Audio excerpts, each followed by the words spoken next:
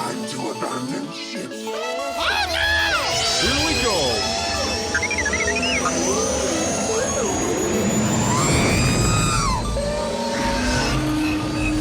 Can I persuade you to join us for a drink? It's a tradition. Here. Jar Jar, homie, my main man, quickly. Before the Separatists attack, get into the escape pod. Hey! This is escape, then we're the pod.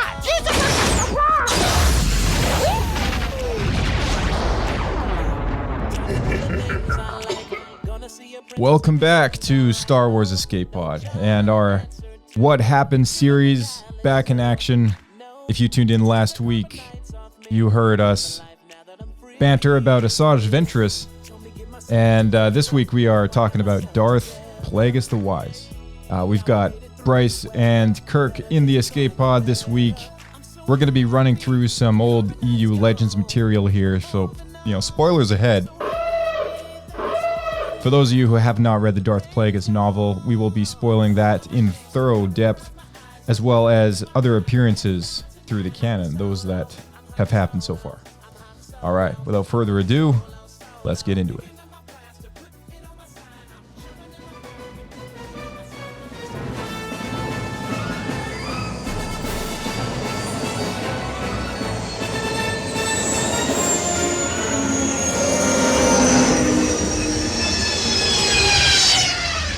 Another happy landing.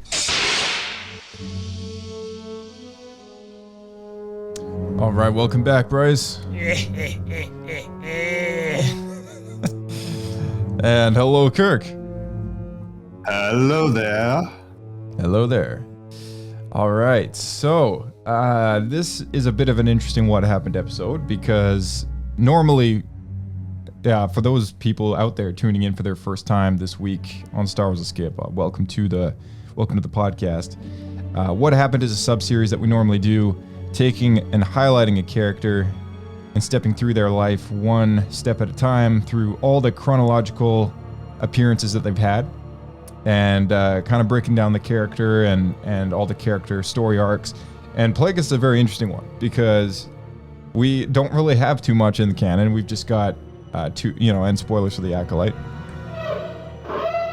We've got two shots where he shows up in the final episode, much to my excitement and dismay. And I'll get into that. Yep. And also the mention of him in Revenge of the Sith in the big opera house, the Sidious conversation with Anakin Skywalker. And other than that, all the detail, all the juice about this character is in this one book called Darth Plagueis. That's simply what it's called. It's written by James Luceno, and this book was published January 10th, 2012. So 12 years ago, almost 13. And originally it was scheduled to release in October of 2008, but it was canceled. So this was a long, long time ago that this book was actually in the making. And then it was later started up again and later released in 2012. But the audio version is performed by Daniel Davis. He was fantastic. I did the audio book. So good. You did the audio book. Absolutely unreal. Yeah. Such a good performance. He did. I just think of that's like his voice now. Right? That's just Plagueis' voice. Yeah, he nailed Sidious, like a young Palpatine, super well. He did Maul pretty well too. Yeah. He had all the key voices in there, excellently done.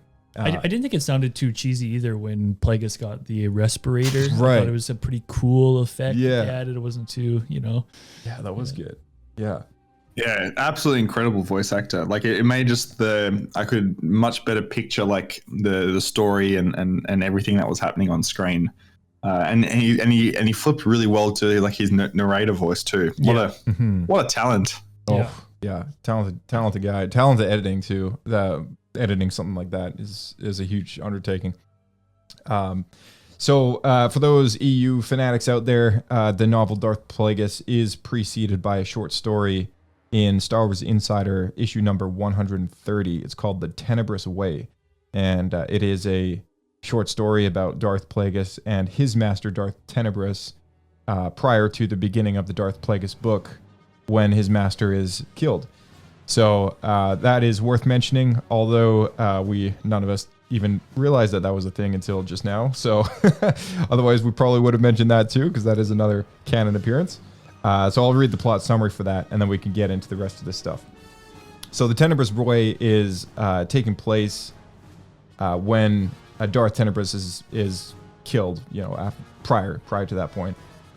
And let's see here, what else? The dying Sith Lord had developed a retrovirus that cut him off from the predicting the future. The resulting maxi-chlorians, long-living midi-chlorians, enable Tenebrous to transfer his consciousness into Plagueis' body, intending to transfer his essence to a savior of the Sith. Tenebrous panics when he realizes that Plagueis is in turn being killed by his own apprentice. Tenebrous continues to be conscious and is forced to experience the moment of death again and again. So this actually plays into a little Easter egg in the Plagueis novel, where Plagueis actually picks up on the potential spirit of Darth Tenebrous kind of surrounding him a little bit. And then it's very quickly forgotten afterwards and never really comes up again.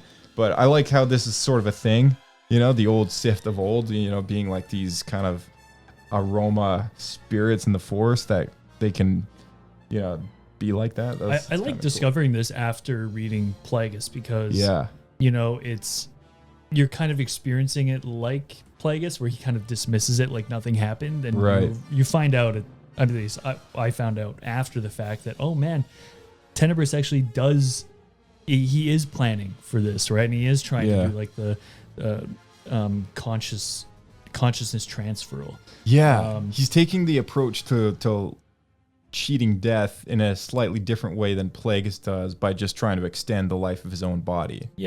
Like master, like apprentice kind of thing. So I thought that was really cool how that kind of makes sense. You realize he is a bit conniving, because it kind of almost feels like he's a bit of a failure, I feel like, in the book, like Tenebrous, because he tries to make a Force-based virus that can kill Force users to try to wipe the Jedi out. It doesn't really work, and then he gets duped by Plagueis and kind of dies, and that's kind of he's a talented starship designer, but the fact that he has made a virus to change his midichlorians makes him like, and the fact that he recognizes that Plagueis is such a talented Sith Lord that he could actually solve immortality. So he's like, I'll just let him do the work, take him over, and then I'll be immortal. Right? Like, okay, he's got some plans.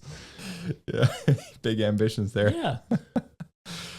All right, so Darth Plagueis, the novel starts off with Darth Plagueis on Baldamnik with his master Darth Tenebrous, who also goes by the name of, Darth Plagueis goes by the name of Magister Hego Damask II of Damask Holdings, which is a subset company of the banking clan that to me wasn't all that clear, but he works very closely with the Munes, his other race, very small population from what I come to understand through the book.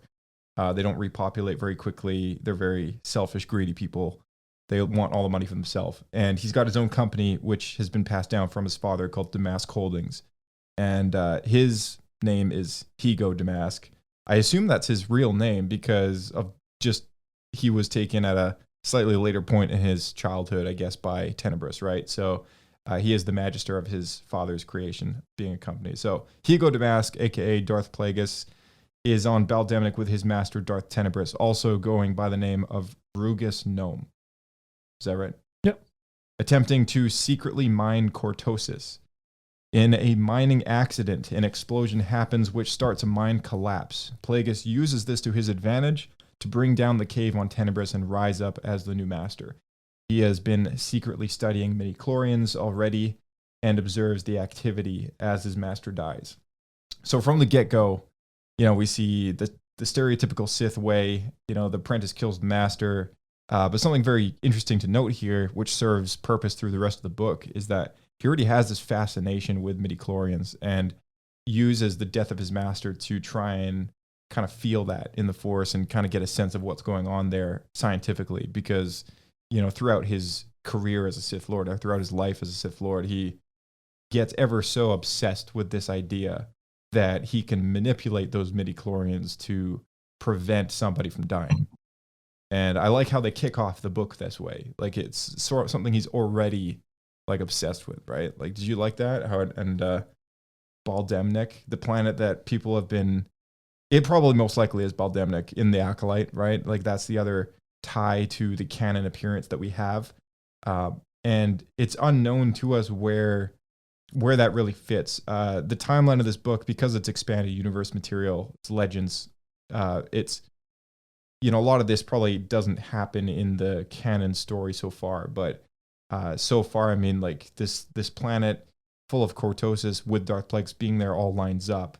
So I just wanted to ask you guys, like, what do you think? Where does this fit into potentially the Acolyte timeline and being 100 years prior to Phantom Menace? I think this event is like around the same time, like 150 years maybe, something like that. But if you had any theories of like who Chimera is, why Baldemnik, why is he there, what's Plagueis looking around the corner at, knowing that this is the same place as where we kick off things in the book. I think from my certain point of view, I think what we saw in the Acolyte was probably Plagueis after, and I'm jumping ahead, but after any assassination attempt, because he seemed a little bit more grotesque and a bit more disfigured at that point. And I think I'm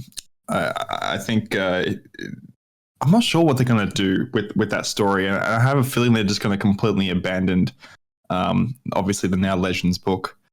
But it'd be interesting to see how Chimera and everyone fits in, because it was clear reading the book, at least, that I felt Plagueis was quite set on having just the one apprentice, being Sidious throughout. So not sure what they're going to end up going down with that.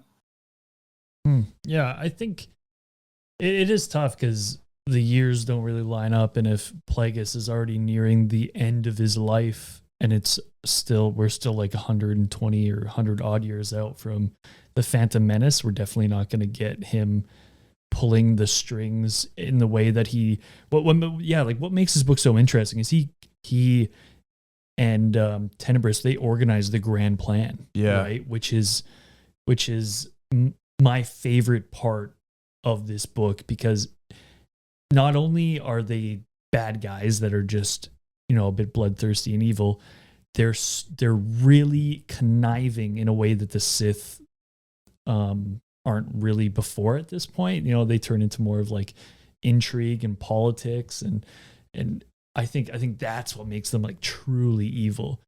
So I would hope that somehow they can take like a little bit of that and put it back into the Acolyte. I don't know how they would do it. Yeah. But I think that's pretty important to Plagueis' character for me, and it would suck if he was just like a creepy weird man in a cave who wanted to live forever, kind of, right? I think a big part of his character is like coming up with the big downfall of the Jedi, right? Yeah, for sure. I think what was really interesting going from that was how well aware Plagueis was in terms of his own skills and abilities versus, and how he complemented, or how Palpatine's political prowess complemented him, and how they worked together up until the very end, which I think it just makes for a far better villain versus some creepy guy like, I don't know, Snoke pulling things from the shadows and everything, and just adds so much more depth. Even this whole book just added a whole lot more depth to Palpatine as well as a character too. Yeah. Do you guys think Chimera is aware that Plagueis is spying on him? Do you think Chimera is doing this without his master's approval, in the way that, say, Palpatine finds Maul, or like sometimes, you know, the apprentice starts getting a bit of a hot head and decides, I'm going to find my own pupil, you know? Do you think that's what Chimera is doing? Or do you think he's doing it under the watchful eye of his master? Yeah, Kirk, you can go first. Well, I would prefer the Acolyte to not exist as Plagueis' entry point, so I guess I could leave it at that. I'm kind of with you there. As far as, you know, working off of what we have, though, I mean, so there's one possibility which I could see them taking from the book and running with as a edited form, and that is the other Bith. So Darth Tenebris, the Plagueis' master, he is a Bith. One of those aliens that we see in the cantina playing the instruments, right? Like the cantina band. He is that species. He has kind of like classic Sith fashion. He has a backup apprentice that he's been training called Darth Venemus. And this dude sucks, like he's good, but he sucks because, he's not good enough like Plagueis, right? Like and we'll get into that. But he's not very venomous. He's not very, venomous. Exactly. I think if I were to put a pin in it, just throw a tack at the wall, like, okay, come up with a guess. Maybe they changed the race of Venemus to a human, and maybe Khmer is Darth Venemus. And maybe he's actually not Plagueis' apprentice, but he's actually Plagueis' master's apprentice. And Plagueis has figured this out.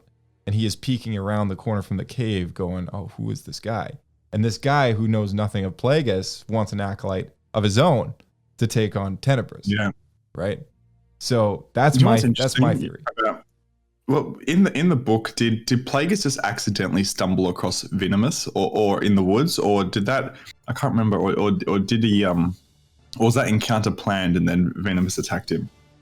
Yeah, I think Venemus was hunting him down. After and I think it was almost like he was sent there on the orders of... He was, because Tenebris sensed his life. And this is prior to the book now, but in the beginning of the book, this event happens to Tenebris where he senses his life coming to an end, right?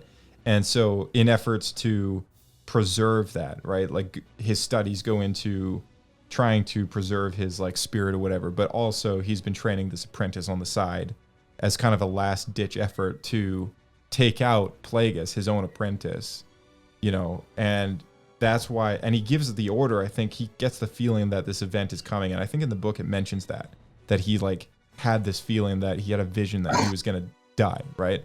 So he is in a frantic sort of action. He has asked this other apprentice of his to kill Plagueis, his apprentice, right? So that's where that works in, because Venemus didn't even know that Tenebris had died at that point in the book. So that was his last order. Then they went to Baldemnik. Then he dies. And then Venemus doesn't even know that. So I think that's where that kind of works in. But maybe it's just a matter of time before, if Khmer is Venemus, maybe it's just a matter of time before he is asked to kill Plagueis. But Plagueis now already knows about him. Or something like that, right? Maybe we should research what like Khmer means in Latin, because maybe it does actually mean like venomous or something. And we haven't looked into it yet. Be a hidden thing. Yeah, actually, I mean, if I Google Khmer, it just comes up with his Wikipedia page. But it's also a village in Zakatala Rayon of Azerbaijan. Azerbaijan. Yeah. But that village is known for having the most venomous spiders. Yeah. Is it really? Oh my god. No, I have no idea. No, we're just looking into it now. Yeah. Okay, it's shot in the dark, but Venemus also, venom, big smile, lots of teeth, kind of like his helmet. I don't know. It's a bit of a shot in the dark there. Hang on a second. Bit of a shot in the dark there, but hey, I mean, maybe they were inspired, right? Like maybe they saw, Darth Venemus is a thing, like. Yeah, I know what that reminds me. Whether they're aware of it or not, they could have been, Yeah, exactly. So, in the book, there is a mention of other dark side pretenders. That kind of leads into this Khmer thing, because maybe Plagueis, knows about Khmer like in this way, and in the book, he has this thought, knowing that there's other dark side pretenders out there, and him knowing he's one of the only true Sith Lords in the galaxy, but also knows that other people try to practice it and try to get to that level, and they're not a Sith Lord. They're not from the main like hierarchy off Darth Bane, and I never really looked at that way, but I guess it really is, because it is only a master apprentice lineage, and we got into that a lot more in Ahsoka, where Anakin tells Ahsoka, like, you're part of a legacy. Like, this is my legacy. This is Qui-Gon's legacy. And Plagueis is a part of the Darth Bane legacy. Like, that is a direct lineage of master and apprenticeships that has come from the guy who made the Rule of Two. And Darth Bane is a canon character. You know, we saw him show up as a Force ghost in the Clone Wars, voiced by none other than Mark Hamill. So, I mean, there is a direct connection there. And he knows that he is of that lineage. And he knows that there is people out there that aren't of that lineage that don't deserve the Sith title. And that's just a small tidbit that they threw in the book. And this was, you know, again, it's an older book now at this point, but I love how that's still a thing, because that still has relevance to this day and age with people like Ventress or Savage Opress or Maul, who's been an outcast Sith Lord. He was a Sith Lord, and Sidious looks at him like that no longer, right? And so... Or the thousands of little acolytes on right. Or Exegol or whatever. Exactly. Yeah. Yeah. Exactly. It's like, I hate those guys. Yeah. Do you know what I found interesting is how at this point now, every single Sith has gone through some type of like upbringing, master apprentice, then goes through a massive like disfigurement like towards the end of their life, which then leads to their downfall. Right. Well, like it also makes them more powerful too. Happened to Plagueis, Yeah. Which they talk about in the book, right? Yeah, Plagueis himself, he says everyone goes through it at some point, and it's like, yeah. So next thing that happens, Plagueis stores away on a ship leaving Baldemnik. So in this book, there is other village. There's people on Baldemnik, you know, spaceports and stuff. Not very populated, but because it's in the middle of like friggin' nowhere. But he's becomes a stowaway, and one thing leads to the next. He kills all the crew once they discover him and can't figure out a deal, and decide after they decide to check with the authorities on his identity. He uses the dying crew to study their deaths in the Force as well. So again, back to that obsession with discovering the secrets of how to cheat death. There is a droid on board by the name of 114D, and he is a droid of the crew that he enslaves / kills. But the droid, the world's most disloyal droid. Yes, the world's most disloyal droid, and he takes this droid for himself.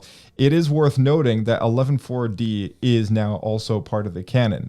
He was resurrected by none other than the author of Darth Plagueis in his canon book called Tarkin. So Tarkin came out, I think, when Disney started this whole new wave of canon material.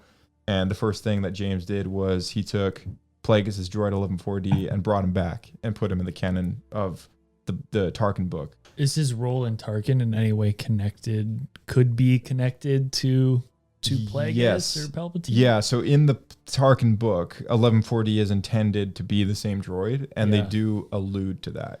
Right, it's like a gift, because I know Will of Tarkin is mentioned a lot in this book, and is a close ally of Plagueis. Tarkin's dad, yeah. That's Tarkin's dad. Yeah, exactly. Or his family lineage is. I think it must be his dad, right? Yeah, because they have dealings with Damask Holdings or something like that. So he's like a business, you know. And I love, that's something else I'd love to mention about this book. I love how I normally don't. I'm not normally not a fan of this when they do it in shows and stuff, but in the book, when they tie all these little things together, it's so satisfying, you know. Like, it's like, oh, like this character knows of this important family, and I know it makes the galaxy a little smaller, but at the same time, it somehow pays off better in a book like this. Maybe because the book is trying to construct this idea of the grand plan and how everything is connected. Right? I think you nailed it. It's not that the galaxy is small. It's that it's run by a very small sect of very powerful people. That all know each other. Yeah. Right. Totally. And I think that, I think that's just like, you know, what happens in our day-to-day life, right? Yeah. So I can buy it, and I'm into it, because the whole book is all about intrigue and that kind of stuff. So I think it really works. The setup is given for the banking clan in this book, controlling the galaxy's finances. The Trade Federation trades free trading routes for Senate voting privileges very early on in this book. And it's worth noting this entire novel takes place over the course of 100 to 150 years almost, right? So as you move forward through the story, as we move through these bullet points, like this is perhaps a little later than, something that came before. This isn't all compressed into, a week before the Phantom Menace type thing, but it does lead into and overlap with the Phantom Menace. So for anyone listening to us talk about this, these events kind of happen procedurally from a century before up into the Phantom Menace story. But I love how they brought in the Trade Federation to this, and how the Trade Federation trades free trading routes, gives the galaxy, the Republic, free trading routes for Senate voting privileges. And this is where it really all begins, right? Like this is where the Trade Federation gets involved in politics and what leads into the whole plot of the Phantom Menace movie. Yeah. What were you saying, Kirk? Yeah, I mean, exactly that. After reading this book, and albeit very quickly for the last half of it, it just makes me want to go and watch the Phantom Menace and Attack of the Clones again, because especially with the linkage with Cypher Dyas and how Palpatine and Plagueis like maneuvered the initial order of the clone army to be made, although it wasn't explicit what happened in the end, like just how it's all interconnected just makes watching those movies so much more satisfying, I feel. Oh, totally, yeah. Damask has dealings under his holdings branch on the moon called Sojourn. So Hego Damask, aka Plagueis, does his business on the moon called Sojourn, which is close to Munilist, Munilist is the home of the banking clan. We saw it in the Clone Wars, I believe. If not, no, maybe that was a different planet. But anyway, it's from where all the Munes are from. He has a Sith base and a home there, and he conducts his Sith affairs masked under the guise of politics, with Lars Hill as an advisor. Lars Hill is the father to San Hill, who is the banking clan dude that we see in Geonosis. The banking clan will sign your treaty. That's right. That dude, that's his dad. So he is Plagueis' advisor. And he, being Plagueis, helps Gardula the Hutt with a contract for financial business in restoring the Boonta Eve Classic circuit on Tatooine. So that happens also kind of very early on in the book. He meets with Subtext Mining, intending to punish them and avenge his master for the equipment failure on Baldamnik that led to the collapse of the cave. Even though it worked out in his favor with him killing his own master, he still promised Tenebrous in his final words that he would avenge his death. In a plea for their life, they give up information on a massive plasma reserve recently discovered under the city of Theed on the mid-rim world of Naboo. That could be highly profitable for Damask Holdings. So Plagueis chooses to spare their lives and takes their information to heart and gets involved with the operation that then we see in the Phantom Menace, this big, huge operation under Theed, mining plasma. And I thought that was like one of the coolest parts of this book, was working that in to the Duel of Fates. And I was like, oh my goodness, like this book just keeps getting better and better. You know what I mean? Yeah. But, yeah, so good. Because is that the big thing under Theed is the plasma generator, right? That's the plasma miners, yeah. Yeah. So sick. Damask encounters a mysterious Sith warrior on the forest moon, a Bith, Darth Venemus, whose last command was to destroy Plagueis. Plagueis wins the duel with the intention of using him as a test subject for midi-chlorian experiments. So that was really cool too. Brutal. We talked about Venemus a little bit, but yeah, brutal indeed. I mean, like, decides to spare his life only to basically torture him. Yeah. I feel so bad for that guy, to be honest, because I think he's like, yeah, I'll submit to this guy, and maybe he'll give me like he'll just give me some cool missions I'll get to go on, or like, you know, and then in the end he just he was so excited. Yeah, he seemed didn't seem like he knew what would be in store for him. Right. Yeah, it's a bit of a shocker too, because he thinks he's the only other Sith Lord, and he was trained by Tenebrous, right? So he thinks he's got some skill to offer Plagueis as a master, right? And or as an apprentice, and to be turned down because Plagueis knows that he is not worthy.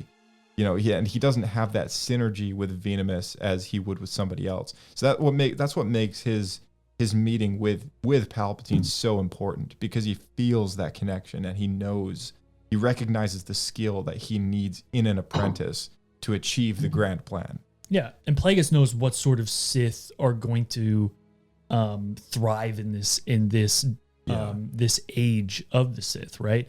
I think he describes Venomous as being very talented in lightsaber combat, very aggressive, someone that would have been around during like the Brotherhood of Darkness when Bane, destroyed the Sith. Yeah. Someone that would be, a warrior, right? But recognizes that this is not what I need for my plan. So Totally. test tube now. Yeah.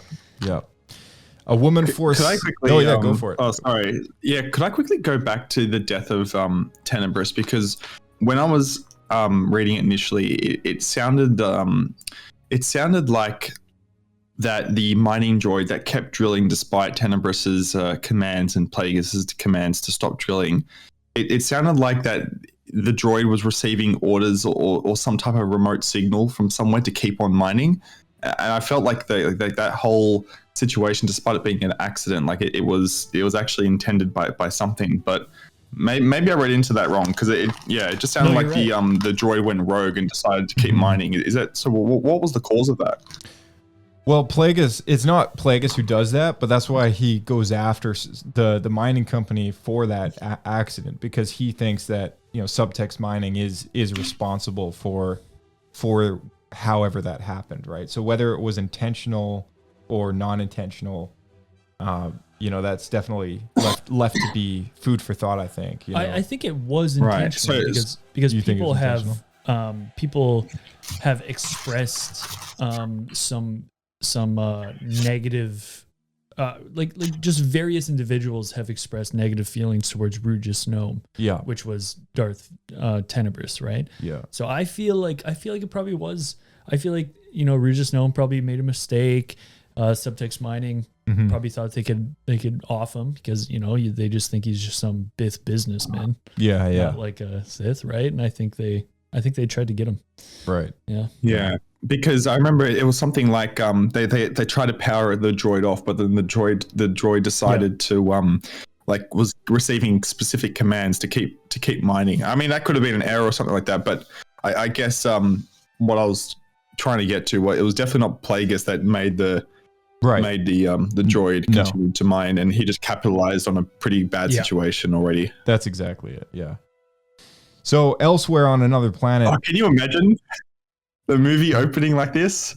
Dude, how cool would that be? dude, this book could be a movie. Like, this book could legitimately be a screenplay for a movie, and it would work so well. Like, this book has a solid beginning, middle, and an end, and it works incredible. Like, I think it would work better as a TV show. Or a TV show. I know we have Yeah. way too many TV shows now, but the fact that there's so many time jumps and gaps and stuff like that, and there's a lot to tell. Yeah, there is. And there's a lot of different characters and a lot of different cameos. Like, I feel like it would. There's a lot of stopping points for each episode too. Totally. It'd be so good. Yeah, it could be so good, man. They should give this book. They should give this book to Tony Gilroy, the screenwriter of Andor, and just write a 9-episode, season show of this, and three episodes per arc. I think, like 3 hours, 1 hour each per episode. That would be pretty sick. Oh, pretty sick. 100%. Yeah. So on a planet somewhere, I forget which planet it is, a woman foresees the entire future of the Clone Wars, the Empire, everything that is to come. And this woman was someone that Venomous was keeping an eye on, who I guess, I think, was it Tenebris who had a list of people for Venomous to keep an eye on, or was it Venomous's list that he was keeping in reserve for a potential acolyte of his own? I forget. I don't know. I'm not sure about that one. So that's the part that I forget about. But Plagueis gets information from a list of that Venomous had, and a bunch of people on this list are already dead, but they're all sketchy Force users that are kind of tapping into the dark side a little bit. So this woman basically foresees everything that is to come, and that's the part that's kind of very Star Wars Legendsy. Not something that I guess would be powerful, of a certain power level. I guess we talk about power levels sometimes, but maybe something that wouldn't be implemented in the canon to that thorough extent, because she sees everything, right? And so he goes to investigate this woman, and he kills her. And I love how he does it. He goes up to her like everyone else to shake her hand, and like kind of like almost like a toxin releases lightning into her veins, like through her body. And I thought that was like the coolest thing. You know, like the funny, like the, I feel like there's some funny like joke shock devices, you know, where you go for the handshake and you zap someone. Yeah. I feel like that's what he did, just the extreme version. Totally. No, I like, it was done with like music like this, you know? Yeah. You know, and it was like kind of scary, and it was like you could just picture this woman being paralyzed as if like a snake had bit her or something, right? And he's like draining her of life and killing her in front of people that have no idea what's happening to her. Yeah. And her message to the crowd is damaging to his cause, because he can't have anyone knowing anything as what is to come, right? So that's why he goes and kills her. But I thought it was such a cool moment in the book. It's like he just walks into this big cult leadership ceremony and then just like offs the speaker. Yeah. I can find it kind of believable because, you know, there's so many fortune tellers, you know, probably in the galaxy that a lot of people might even hear this and just be like, whatever, you know. Right. There's going to be a huge war, machines fighting, you know. Yeah. Like, and they're just like, oh, whatever. But, Yeah. You know? and I really like, you know, this scene mixed with, you know, when he gets onto the ship, it makes him seem like so evil, you know. Mm-hmm. It's like, you know, he's willing just to like get this grandma or like this really benevolent ship captain and her crew, like it's just anyone who stands in the way of the plan, right? Yeah. Like I don't know, it makes him feel so evil, just like, you know, eventually Palpatine will be. It's important to see moments like that through the book, because there is so much of him as Hego Damask through this story that you almost forget at times that he is such a brutal Sith Lord, right? And then he does something like that. It's like, oh shoot, like, this dude is dangerous. Yeah. Because there are times you're almost like, oh man, Hego Damask, so brilliant. Like I love this character. Yeah, he's just I can a really smart get behind guy. this guy. Yeah. And then you're like, oh, he's a monster. No. Yeah, exactly. Yeah, don't you like when you're listening to this? I'm just thinking like in my life, I'm like, how can I exercise my political power? Yeah. And like you start like thinking you read this persona. Yeah. Like maybe I should think more than a week in advance. Yeah. This guy's thinking hundreds of years. He's thinking about like, it's like a whole lineage of like people. Exactly. So in his business on Naboo, discussing the plasma exports his holdings company is investing in, his attention is taken by a young man of a royal family, the Palpatine family. He's part of the Youth Legislator program, also the same name of the program that Padme later gets involved with. His corruption begins with Palpatine using his dismay for his father. This leads to Palpatine destroying his own family with the Force, and Plagueis taking Palpatine under his tutelage.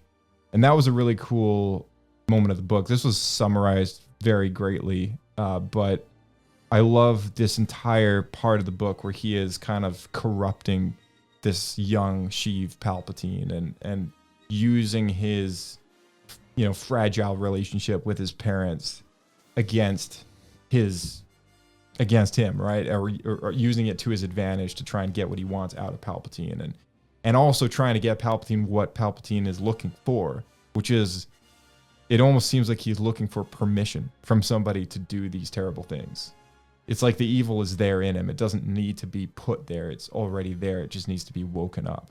And that's what makes Sidious such a great monster of a person, because, you know, Sidious is, you know, named after the act of being insidious, right? And like, anytime I think of Palpatine, I think of like the most darkest evil that you could possibly be in a story of any kind. And it's only appropriate that a guy like that or a character like that is somehow believable to a certain extent, right? And I don't know if I can think of any other story where that's really like that, but I guess the closest thing I can think of is maybe perhaps like a serial killer in our everyday world. Like, it's hard to believe that anyone could be so awful, right, to other people, but you know they're like this for some reason, and it's like something's broken, right?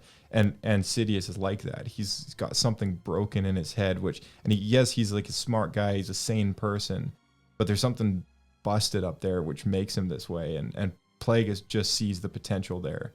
He's got the skill, he's got the politics, he's got everything he needs in an apprentice. He just needs to wake it up. And I love how his investment into Palpatine pays off, of course, with him being this incredible apprentice that, you know, he just exceeds and excels everywhere that Plagueis can't. Because he tells Palpatine, you know, he's like, you have this skill in politics that I don't have. But that's what makes them the perfect duo. Is Plagueis has the mastery over the Force, and Sidious has the mastery over the political game plan to gain ground over the Jedi.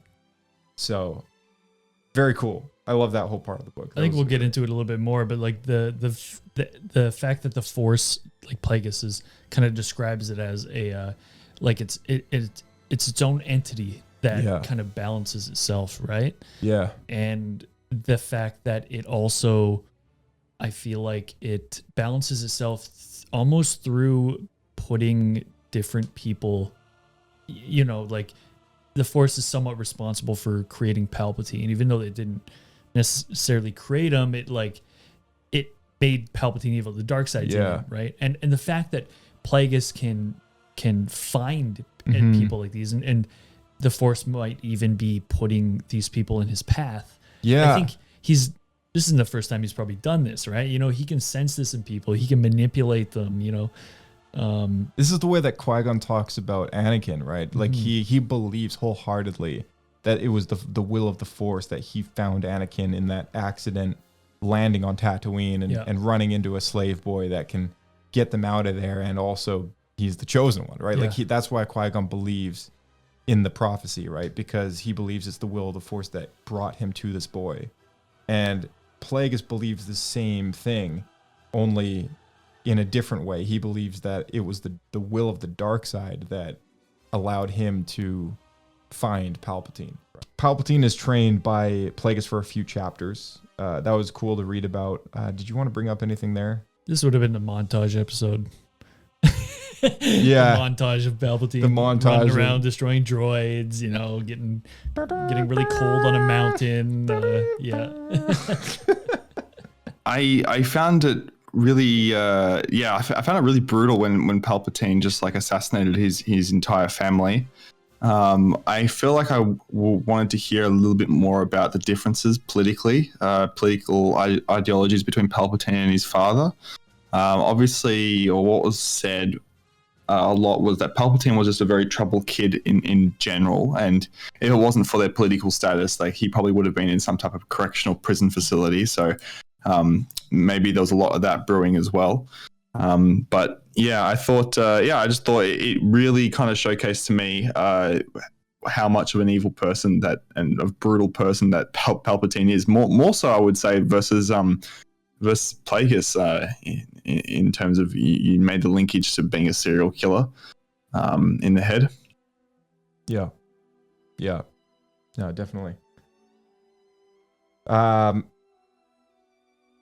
So the next thing I got here, Plagueis notes that Dooku would make a great asset or ally if he was swayed to the dark side.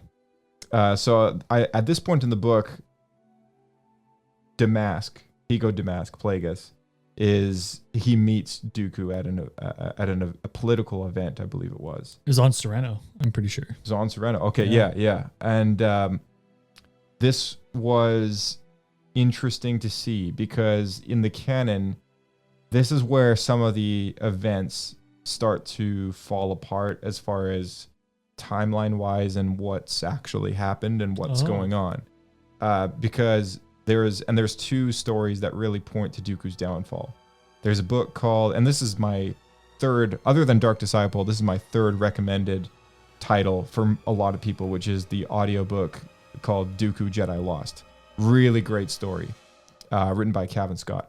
And it's a audio drama, so it's like dramatized to be an audiobook first and foremost, not a readable book. It's about Dooku's downfall as a Jedi.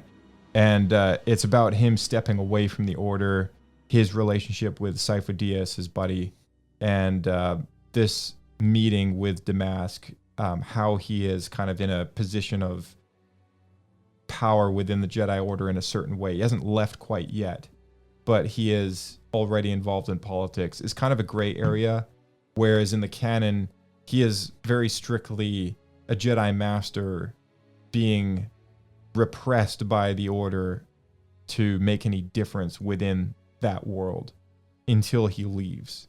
And then he's able to take his title of Sereno and be Count Dooku. And that's sort of around the time where he makes the deal with the devil, being Palpatine, and, you know, executes Yaddle in the Tales of the Jedi series, and becomes a Sith Lord in that moment, right? So this book kind of it can almost fit, sort of, but it's like not quite there, I guess, as far as like the pinpoint accuracy of Dooku's downfall. But anyway, I love how Plagueis meets Dooku as a young guy, right? And he's like, oh, this guy has potential. Like, he has got charisma, and like he sees all the things that Palpatine later sees in Dooku, which makes him such a valuable asset to Palpatine as well.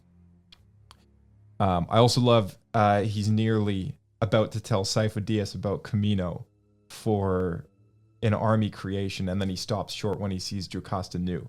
So this happens in the book around the time that, I think, was it the same conversation that he meets Dooku or something? And yeah, and Sifo Dyas is there, and I guess Sifo Dyas and Dooku kind of resonate well with Plagueis, and begins to plant the seed of an idea into Sifo Dyas' mind that this should be a thing, that you can, you know, you should create a clone army for the Republic, knowing what its intention will eventually be, and stop short when he sees Jocasta Nu, and he has a feeling in the Force that prevents him from doing this.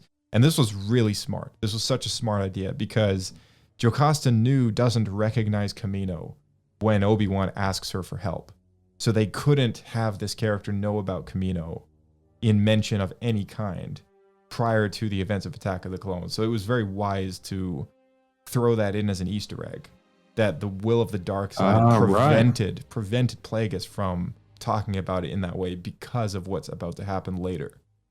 And that's like 15 years down the road or something. I think it's also part of the thing that makes Sifo Dyas want to do this. Yeah. Is that I think, I'm not sure if it happens in this scene or in another meeting with Sifo Dyas where they talk about it's just like, well, the Republic, if these systems do secede, the Jedi shouldn't be an army. The Republic does need to defend itself, but you can't escalate by having a public army. Mm-hmm. So what if we just make one in secret? Yeah. And we don't even have to use it, you know, unless we have to. Yeah.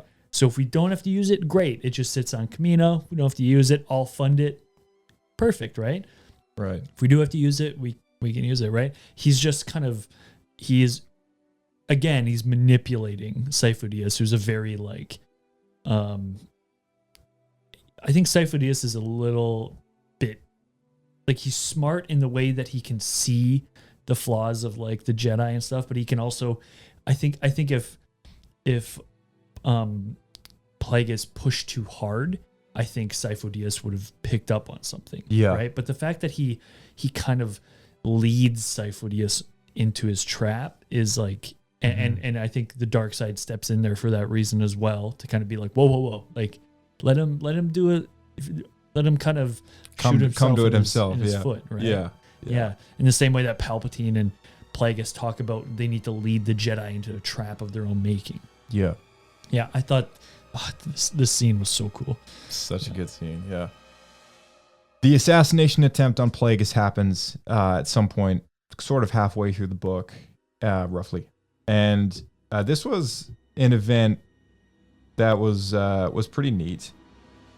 So basically what happens is... where was I? Was my place? Yeah. So there's the same assassins that Plagueis had hired to help Palpatine kill Palpatine's mentor are hired by the Grand Senator team to kill Plagueis and the council and his little cabal of rich 1%ers, which I also kind of thought was hilarious. Yeah, super cool. And they kill Sandhill's father as well, his aide, right? Which then gives rise to Sandhill as the next in line for that job, right? Leaves Damask scarred very brutally. I think it's like something to do with his jaw and his face. He becomes like Two-Face, I think, as far as like how messed up it is, because he then has to use a mask going forward to breathe and speak and everything like that. And this leads to his iconic look. I think that's his... I know he showed up in the Acolyte without one, which sort of gives you the hint that that whole scene takes place before most of this book has happened. We don't quite see his mouth, though. No, we don't really see his mouth. No, but you'd think there would be some sort of reflective like thing. But in some of the action figures and pictures of Plagueis, with a cloak and a staff, there's a Star Wars miniature of Plagueis as well with the mask on. It's a very, it's like a definitive look for the character. It's almost like Anakin. You think of Anakin, you always think of the scar above his eye. It's like, even though he didn't always have that, it's like Plagueis is like kind of the same thing. I always think of Plagueis with this mask over his mouth, and it's sort of a definitive look for him. So that's where he tells Palpatine, how this, this happens to a lot of people, I guess.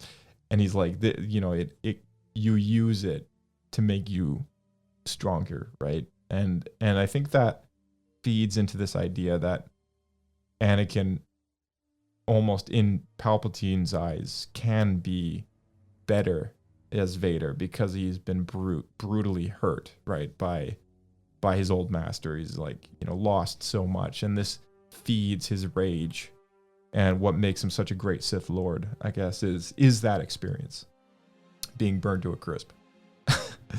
Plagueis shows Palpatine his base on Munilist, and they agree to begin training Maul to be an assassin for their designs. An acolyte, that is, Maul is at the time.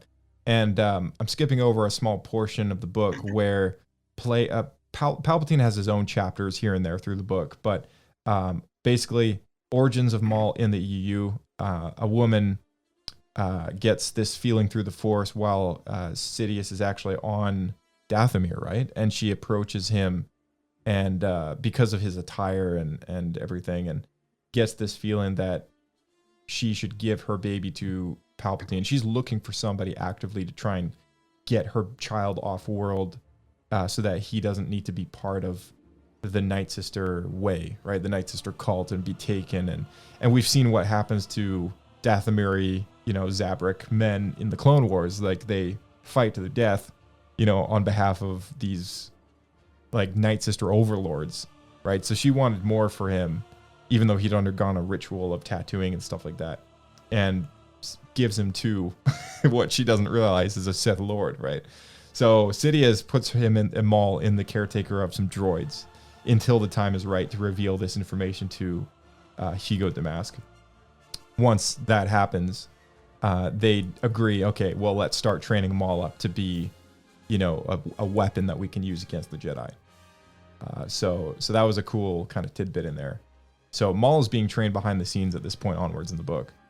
The N1 starfighter is designed for Naboo. And I love how the reason that Naboo has a starfighter force of any kind is because of this looming threat through the course of most of this book. Ever since the Trade Federation starts to get involved with the politics, places like Naboo are like, hey, well, look, pirates are kind of raiding the free trade routes and stuff like that. Like, we need a way to defend ourselves.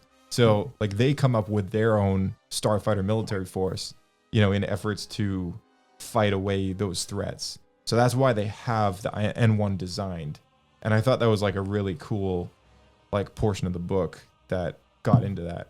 I think they talk about they need their own starfighter force because at the start, the Trade Federation helps Naboo get their plasma off world, right? Because they don't have the they're pretty new on the galactic stage, and they can't they can't really manage their resources. They don't have so the Trade Federation helps them do that, and then the Trade Federation starts taking more, right? Yeah. More, and Naboo's not really getting a good deal, and then all of a sudden the Trade Federation's a bit militarized, so Naboo can't stand up to any of these deals.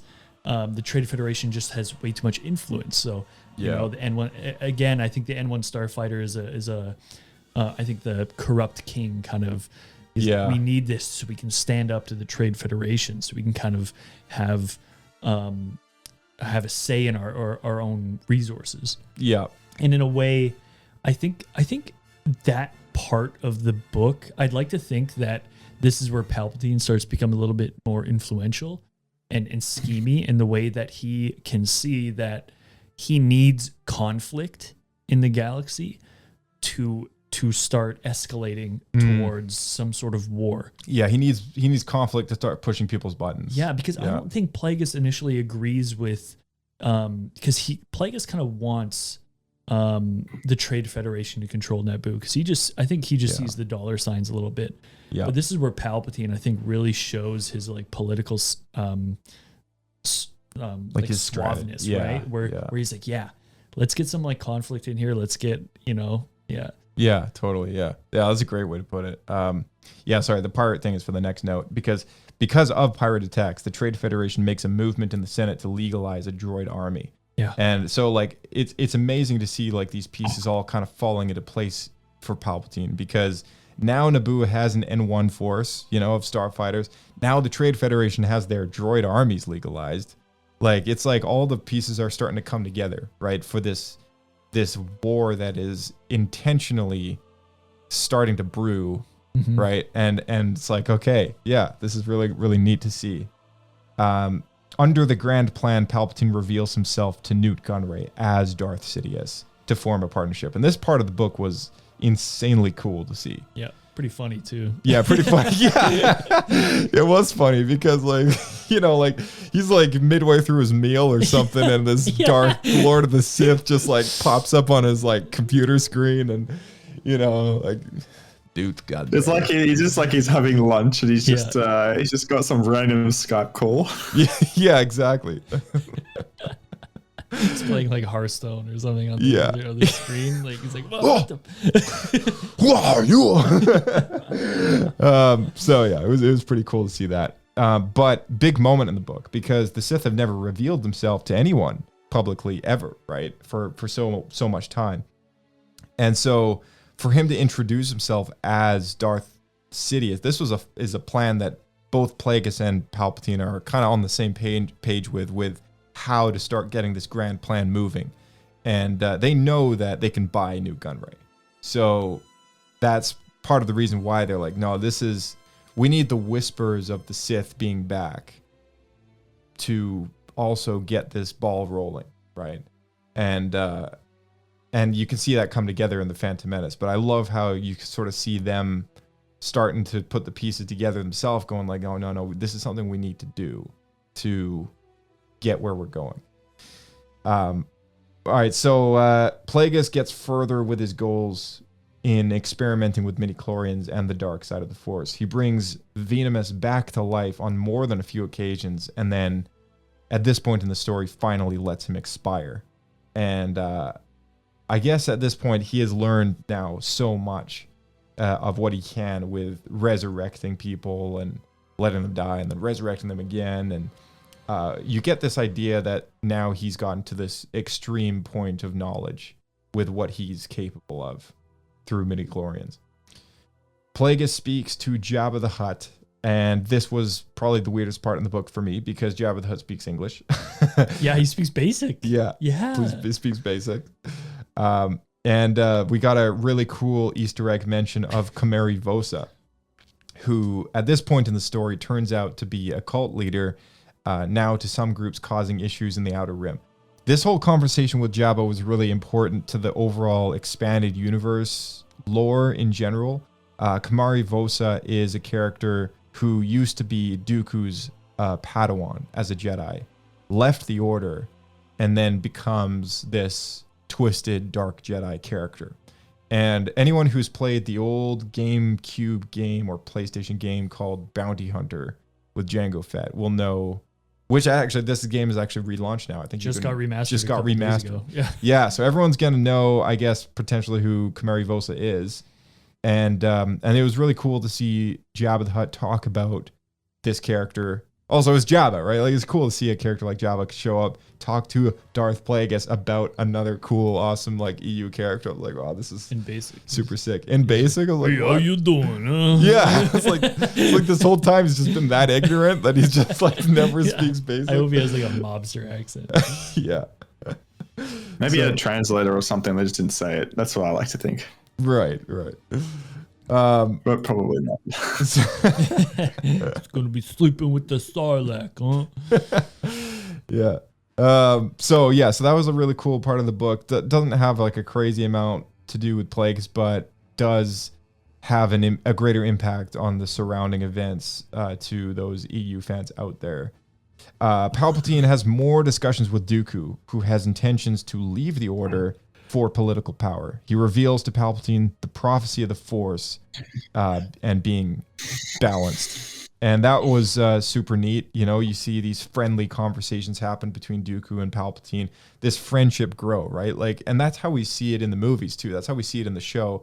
Is even though he is a Sith apprentice, like there is this sort of equaled kind of, they're both the same age kind of thing. Like, you know, there is this like balance between Palpatine and Dooku both leading each side of the war in their own way, and I thought it was cool to see like that initial kind of friendship form before things get really dark, right? So that was really cool. It makes me wonder at what point Palpatine decided to reveal himself as Darth Sidious. Because it didn't. I don't think it happened at the end of this book in the epilogue. Right. No, and in the epilogue, like he does tell Thinks about Dooku, as Dooku is kind of explaining why he wants to find this Sith Lord, right, that killed his apprentice Qui-Gon Jinn, and you know, and Palpatine says to him like, "Well, I have a feeling that maybe this Sith Lord will find you," Yeah. right? I was like, "Wow, what a guy." Palpatine. You know, actually, one thing that kind of puzzles me with all of that is that Dooku does explain that one of the biggest reasons that he decided to leave the Jedi Order was the death of his not beloved, but one of his apprentices, Qui-Gon. Yeah. I almost had the feeling that Dooku knew that Dooku was very well aware, and Palpatine was very well aware.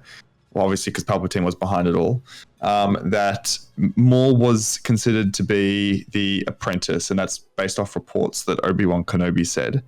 And I feel like Dooku would have like been really he would have had anger towards the leader of the Sith, or the master, not the apprentice, the one that sent Maul, because he was the one that killed, in effect, like indirectly killed Qui-Gon. Mm-hmm.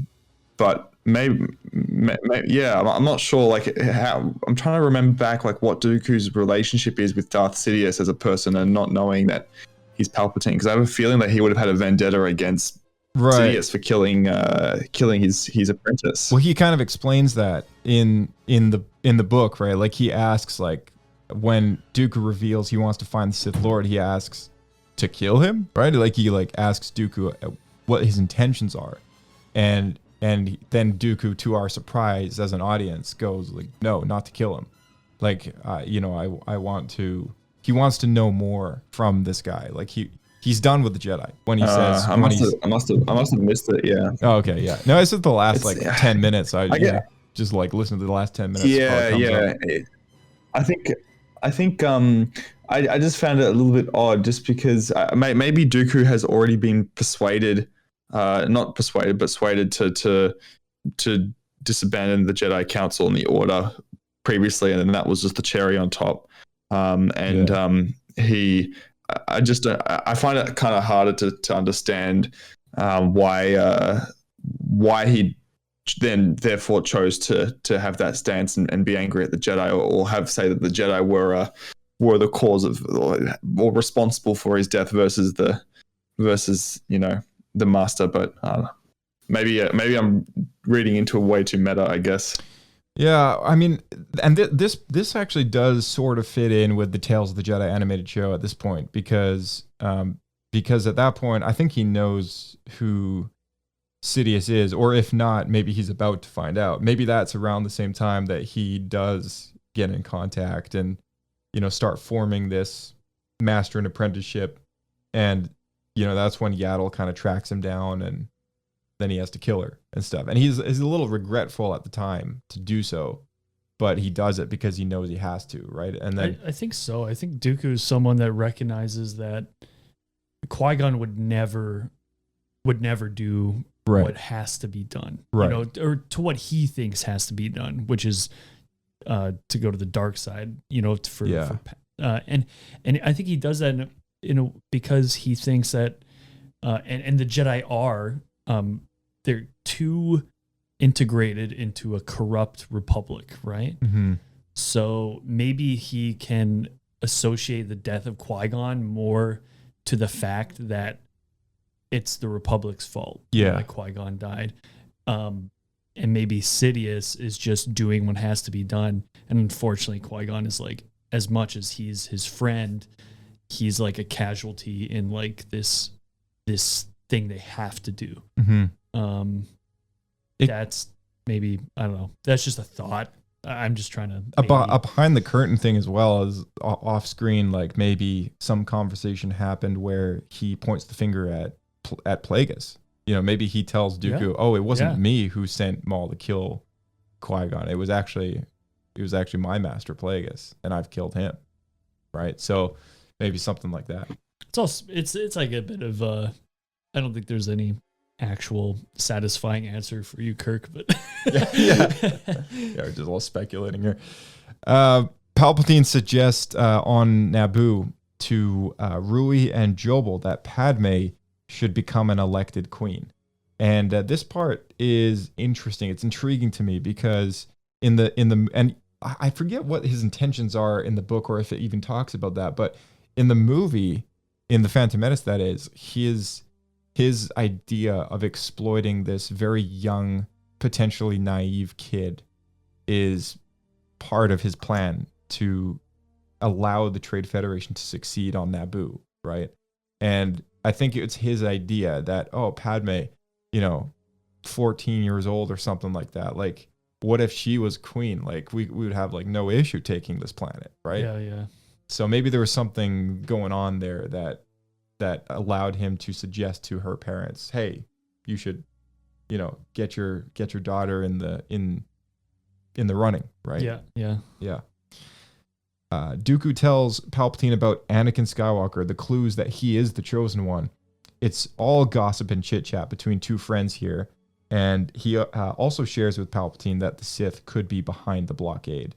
So at this point, towards the end of the book, Dooku is like gaining ground on sort of, I guess, allowing himself to believe some of these things, and he's like sharing information with Palpatine that Palpatine obviously already knows, but I love how they further that relationship, right?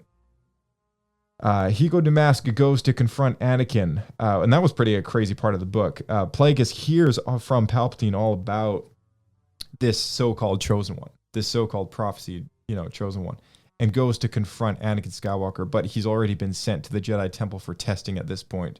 So this is where we're really overlapping the movie, right? Like in this sense, and I was like, oh my goodness, like how crazy would it be if Anakin was still there, right?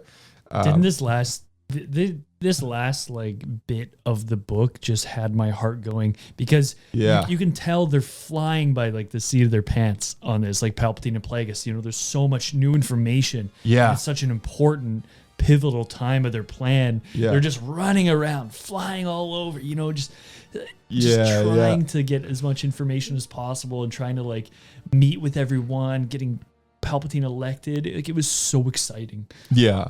It was also very interesting to see kind of this revelation that Plagueis has, knowing, oh, wait a minute, there's this kid who was conceived by the midichlorians, by the Force. He is X amount of years old. Like, this all lines up with kind of some shady stuff that him and Palpatine were doing, not only that long ago, like 8 years ago or 9 years ago, whatever it is, that how old Anakin is, and he thinks like, oh dang, like this is a creation of the Force in retaliation potentially for what we were doing. Can you explain that a bit more? Like what they did to cause the kind of blackout? I was trying to grasp just what that was, but they were trying to cause some sort of rift, right? Like they were trying to allow, I guess, the dark side to break into this bubble or something that the Jedi had created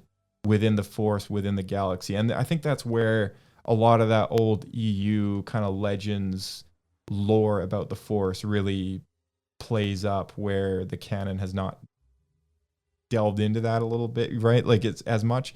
So it's kind of hard to describe and kind of hard to take as part of a crucial part of this character's story, because, you know, I don't think they're going to move forward with something like that in future stories. But the main takeaway being, you know, the Force has responded to the rise of the Sith with the birth of Anakin Skywalker. And this is something that the character of Hego Damask really recognizes as a potential threat and something that he needs to get his hands on. So he goes to, you know, meet this boy in person. And I love that he's already been taken to the Jedi Temple, and he's like kind of pissed off about that. Palpatine is also nominated for Chancellor at this point in the book. And, you know, we see the news delivered in the movie to Padme and Jar Jar or something when he comes, you know, he's like, oh, the great news. And, you know, then Plagueis has a vision of Vader and the future. And this was the craziest part of the book. So Plagueis has a vision of Vader, a cyborg rising off a table. He knows that Maul needs to kill Qui-Gon, who is, a quote from the book, like key to everything. So he knows that Qui-Gon needs to die for Anakin to be theirs. And he has a very short vision about this, and recognizes that Qui-Gon is the key to everything. You know, Qui-Gon is, and this is something that Dave Filoni has also said about Qui-Gon. And I don't know if it's because he's read this book, but, you know, it's like Qui-Gon is a pivotal role in this story and in this movie and in this book as well, because whatever happens to him, his fate is tied to Anakin Skywalker. So that's why it's such a big deal. Palpatine kills Plagueis after this moment, first with lightning, then choking him to death. And this is after Palpatine, I guess, gets, or I think it's before, is it slightly before or after he gets the job of Chancellor? This is after. After. It's after. Okay. So because he, as he's, you know, oh no, wait. Oh no, because he goes over to Plagueis's apartment and they're discussing the speech that Palpatine's going to give to announce Plagueis as his co-chancellor. Yeah. But it is after, I think, he wins. Yes. But he's like, how are you going to, what is your speech? How are you going to convince people that I'm going to be, you know, your vice chancellor? And they're kind of reading this, his like speech over and over and over again to get it perfect. And just like your old grandpa, Plagueis just starts nodding off. Yeah. Cause he gets him drunk, right? He gets him loaded on wine. Yeah. Yeah, exactly. Which is so funny. It is funny. Just that. Yeah. Yeah. The last thing I got written down as a bullet point here is Palpatine takes Dooku to the factory, the old factory on Coruscant where we see them meet in Attack of the Clones. In the very end of the movie, there is a warehouse on the edges of the city, the main city, that we see them meet in. And this warehouse was once owned by Plagueis, by Damask Holdings. This is where Dooku reveals Qui-Gon's death enabled him to leave the Order. He also reveals Kamari Vosa is still alive and is a possible danger to the Republic. So that part of the conversation leads into the Bounty Hunter video game. So what did you guys think of this book? That's pretty much the tail end of the book, the epilogue. But maybe Bryce, you can start with you. Like, what's your Pablo points and poodoos of this book, and what do you think of the character of Plagueis? This is like one of the, aside from Andor, one of the probably the only things I'd give like 3 Pablos to. Like, it's such a good book.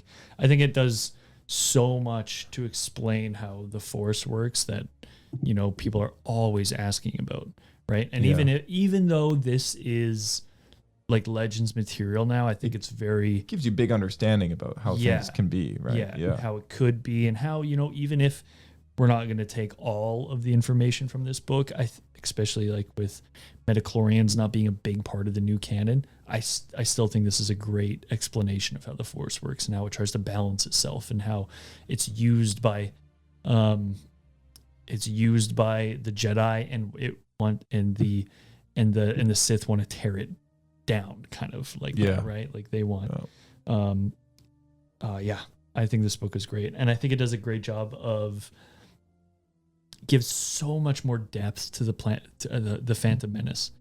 If you can imagine, I love imagining the Phantom Menace now with all these added scenes of Palpatine's like talking to he's talking to Padme, and then he just like runs out of the room and like takes a speeder, and then he's meeting with Plagueis, right? And then they're talking, and then they split off, or when Palpatine is meeting with Maul on Coruscant on the balcony, and Plagueis is watching from the distance, and his droid is like translating what they're saying. Yeah, that was super crazy. That was wild. Yeah. Like there's so much. Or like with you can imagine Dooku being around in the background. He's doing things. He's talking.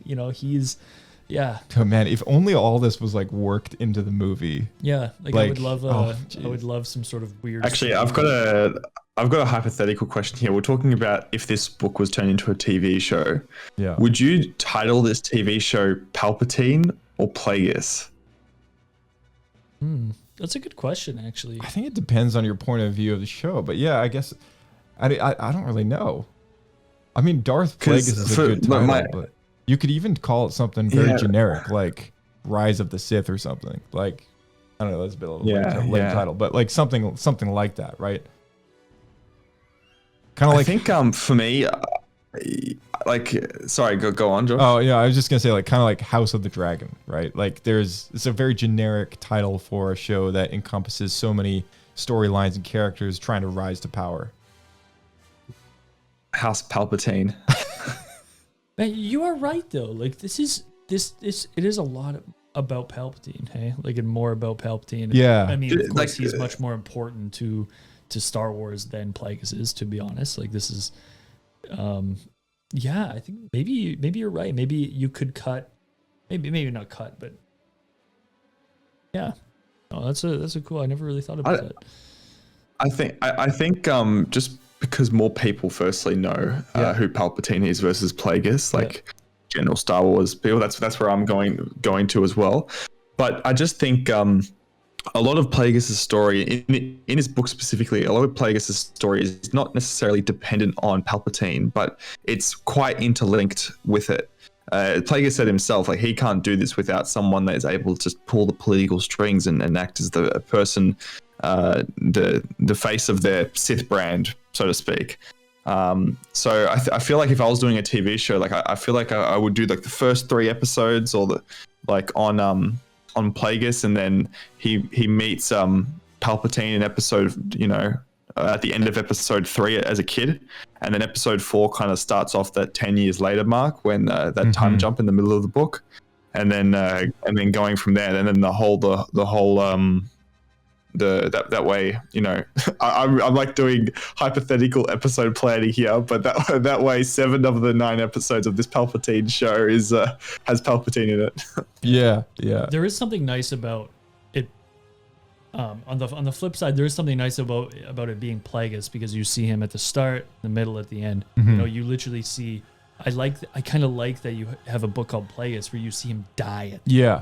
That's a pretty interesting thing that doesn't happen in a lot of series, right? Well, and also it's his legacy through Sidious. That's Plagueis' legacy, is the grand plan, right? Because that's the plan that Tenebrous and Plagueis came up with, and it's Sidious that's executing this plan in his own demeanor. So like, yeah, like I think like Darth Plagueis, I think, is a really good title still, because even though he dies and everything, and Sidious is also a big part of this book, like it is his like plan, right? It's his legacy that's being executed by his apprentice that kills him. I think they'd come up with, Oh, yeah, I something mean- like you were saying, like House of the Dragon. Yeah. They'd come up with their own The little. wise and the wouldn't, evil.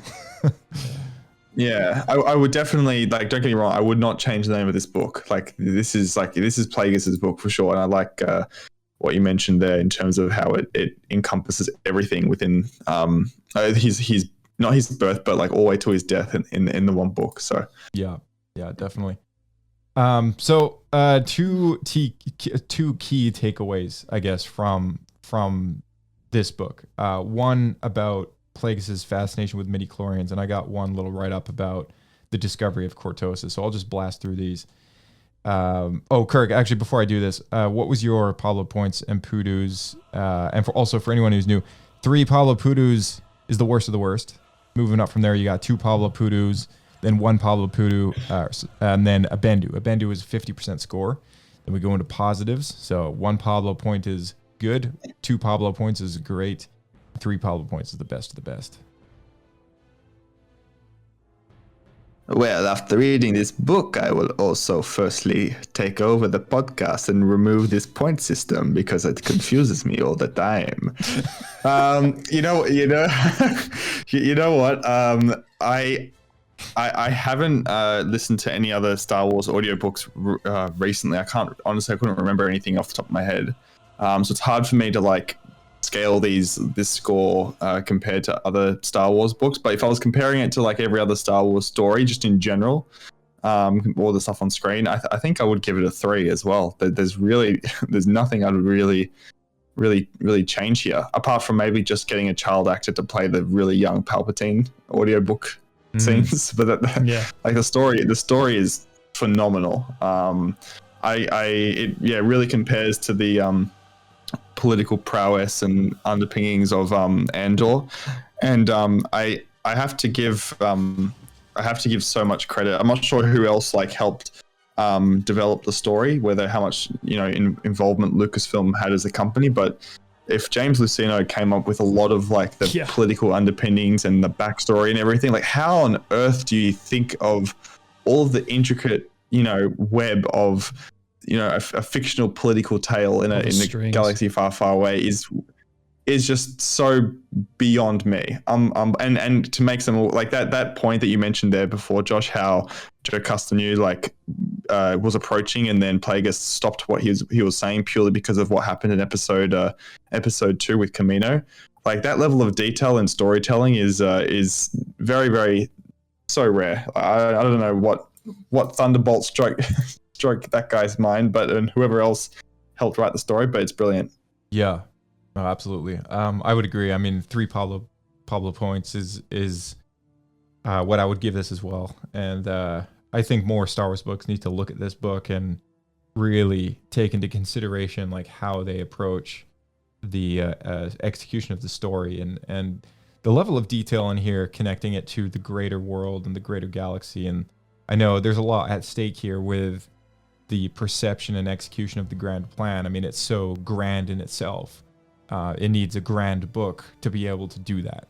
And this was that book. And I do hope that, Disney or somebody at Lucasfilm listens to us banter on about this and really takes into consideration just how great the story is and how they can move forward with what they set up in the Acolyte, with introducing him to live action as a certain appearance and everything. What they can do to that, the potential there is next level. So here's another quick hypothetical I wanted to put out. Do you think this would work as a 3-hour, screenplay, like just a one movie type of book, or is it too much to put into 2-3 hours? I just think it's so much, It is a lot. especially with all the time jumps and like. I think it would struggle. The time jumps naturally fit into an episodic storytell, I think. How House of the Dragon Season 1 had a midway through story jump after episode 3 or 4, where all of a sudden all the actors were aged up and different and, played by different people, right? Like that was, I think, a really cool way to approach a story like this as well. Like they could periodically, each episode is another part of his life. And it is about the legend of, the legendary Darth Plagueis the Wise, right? The way that Palpatine describes him to Anakin later, being, Have you ever heard the tragedy?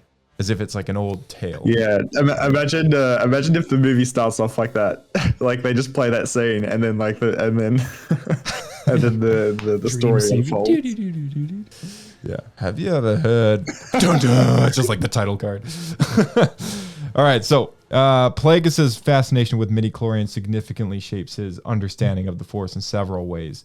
He perceives midichlorians not as symbionts, as the Jedi do, but as interlopers that interfere with a being's direct connection to the Force. This perspective allows him to develop a unique ability to sense and perceive midichlorians, which he believes can be manipulated to achieve greater control over life and death. His long-standing interest in these cellular organelles reflected his desire to dominate the Force and extend life, as evidenced by his contemplation of manipulating midichlorians to prolong the life of his master, Darth Tenebris. This obsession with midichlorians also leads Plagueis to view his allegiance to the Force as an investment, suggesting a calculated approach to his power and relationships. He hoards his successes and keeps his knowledge secret, particularly from Tenebris, indicating a lack of trust and a desire for control. His understanding of the Force is something that can be manipulated for personal gain and may lead to make decisions that prioritize his ambitions over collaboration or loyalty, potentially straining his relationships with others, including his apprentice, Palpatine. Moreover, Plagueis' belief is that he can conquer death and create life through midichlorians, suggests a hubris that can blind him from the consequences of his actions. His ambition to manipulate the Force could lead to reckless decisions that provoke resistance from the Force itself, as he acknowledges that the Force will test those who seek to dominate it. This dynamic could create tension in the relationship with Palpatine, as Plagueis may underestimate the power, the dark power that Palpatine possesses, and the potential for betrayal that arises from their intertwined fates. In summary, Plagueis' fascination with midichlorians shapes his understanding of the Force as a tool for manipulation and control, influencing his decisions and relationships by fostering a sense of ambition, secrecy, and potential hubris that could ultimately lead to conflict with those around him. So there's a little tidbit there, summary on the character. Also, side mention, I do love how he perceives the dark side as if it needs to be won over. Did you get that? Like when he talks to Palpatine about things, like he almost presents it as if like you need to earn the loyalty of the dark side, you know, and it needs to accept you just as you accept it. Mm-hmm. Like absolutely. That was really cool. I like, especially that, again, I'm going back to that Joe Castagnone moment. The dark side like pulled him away, be like, nope, that's not your time yet. Let's stop. Yeah. Sorry, well, you know, it is almost like the dark side was like a separate entity on that side of him. So yeah. 100%. And I love how it's so opposite of the light side of the Force. Like the Force comes naturally to people, right? The dark side would be unnatural, you know, and with it contains unnatural abilities. And I love how that kind of fits into that story of being a Sith Lord. Like, you know, it is about, you know, surrendering yourself to this unnaturalness, you know, within this balance. And there should be something very different about the dark side.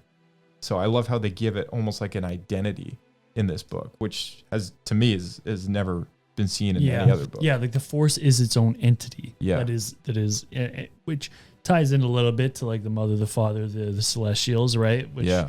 Which the Sith may or may not believe in because they don't like the idea of there being, you know, some greater power. Yeah. But yeah, it's like the Jedi seek to use the Force and to coexist with the Force.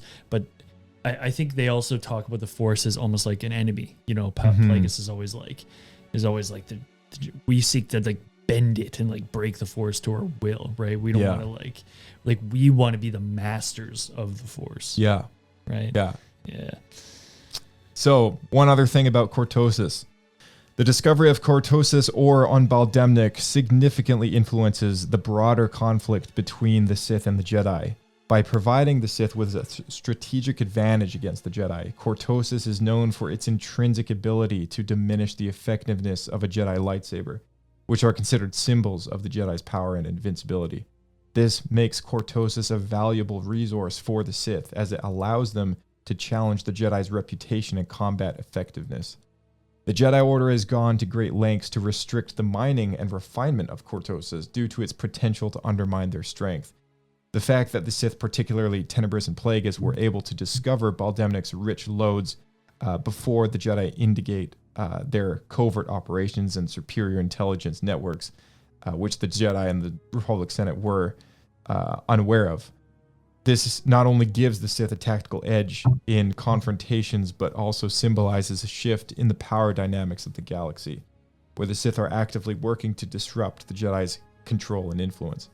Overall, the Cortosis ore serves as a critical element in the ongoing struggle for dominance between the light and the dark side of the Force, highlighting the Sith's determination to overturn the established order and their willingness to exploit any advantage in their quest for power.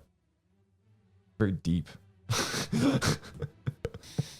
Yeah. Deep look into the unobtainium. Exactly. All right. Well, we have maxed out our time for today. So, amazing book, and it's been great to go through this character in depth. Darth Plagueis, Tenebrous, Palpatine. I mean, we kind of covered a lot in this story, and this book, just as a quick reminder, is Legends material. So, where it fits and doesn't fit into some stories that we might be familiar with already, like the origins of Maul or Dooku, or however it works, the bits and pieces of this book that work, which is, I guess, the larger percentage of it, works extremely well. And I would consider it, fan headcanon, I guess. Yeah. Yeah. 100%. They should have And done the Acolyte not to be. Acolyte can suck. We've had a wild jump in Pablo scores from myself and from you guys versus the Acolyte. I'm staying quiet because mine are quite high compared to everyone else's. Yeah, no, right. I was up and down. I was actually I think I had more Pablo points than Pablo Pudus for the show overall. Let's see. What do you have here? So you had. Actually, I'll start with I speak for myself then. Start with you, Kirk. Yeah, Kirk, you were 50-50 with points and Pudus. I was 5 points, 1 Bendu, and 2 Pudus. And Bryce who only had 1 Pudu. The rest of them were all points. So, it's not like we're completely crapping on the show or anything like that. But, I'll crack my jokes. Yeah.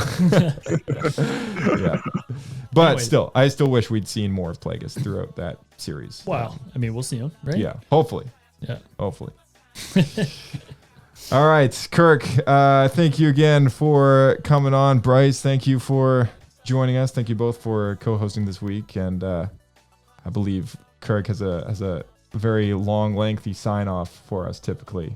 Let's hear it. Well, of course, if anyone misses me out there, you can come party with me and Plagueis and Palpatine down at the plaza on Pabu. Amazing. All right. We'll see you down there. Hell yeah. Always a pleasure.